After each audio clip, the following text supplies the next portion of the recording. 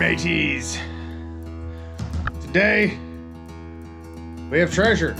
Well, we'll see if there's treasure in there. Biggest thing we got to do right now is we're going to be looking for old and rare coins in these roll of coins. We got rolls of pennies, 2 rolls of nickels, a roll of dimes, and this one we got a roll of quarters. So, as of right now, I do collect coins, among countless other things, but I find these kind of things quite interesting. My grandpa passed away a couple years ago, and he left a coin book. Comes to find out he used to collect coins as well. Go figure, must run in the family. So, I was given this coin book, and the only coin that was circled in it was a nickel from the 1800s. It was like 1895. I'll have to find the book and look again. The whole thing of it is, no one knows why this was circled.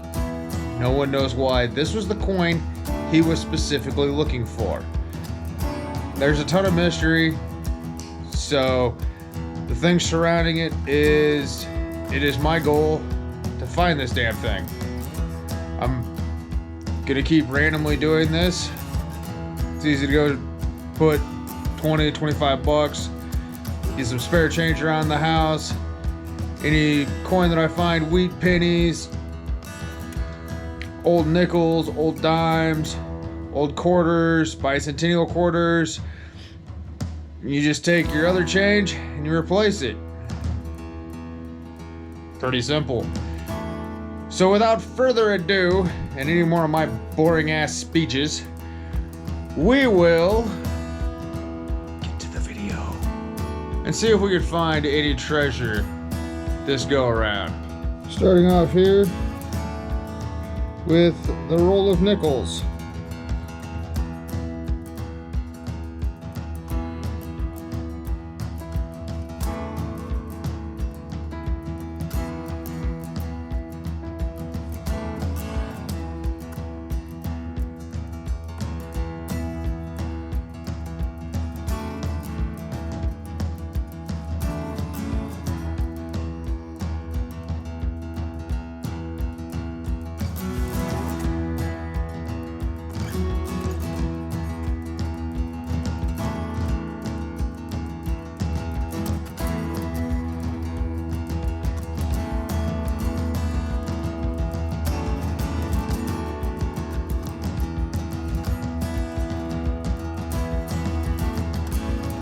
Well, even though it wasn't completely what I thought it was, it is a 1966 dime.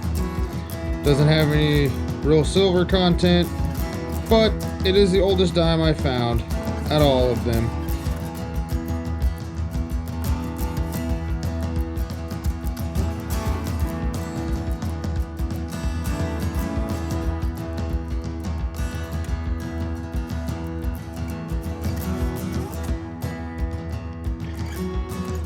Nothing really interesting with the state quarters or any of the quarters, but seriously, 2020, the 2020 quarter has a bat. Like, that is a sick, messed up practical joke. I kind of screwed up. Maybe they called this before it actually happened. Who knows? But yeah, 2020. You have a bat. Let's start into our massive rolls of pennies.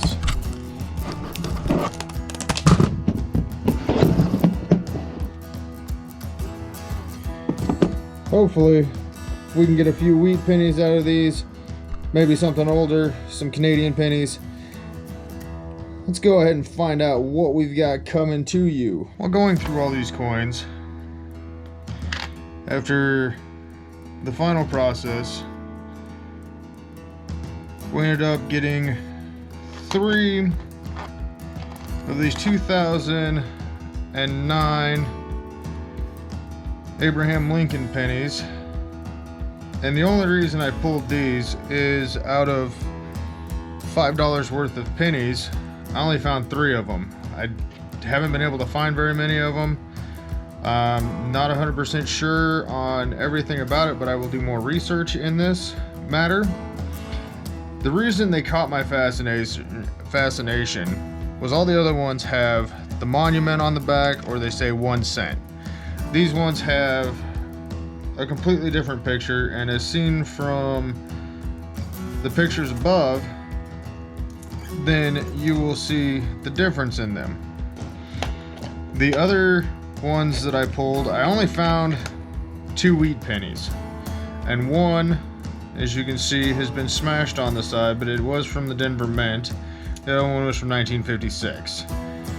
I enjoy finding these because they're what people look for. They're what I look for, and I didn't find any other really old coins, but the 2 of these were totally worth it. One of them, unfortunately, I could see on the package from the outside that it was a wheat penny, so I knew I was getting at least 1 out of this.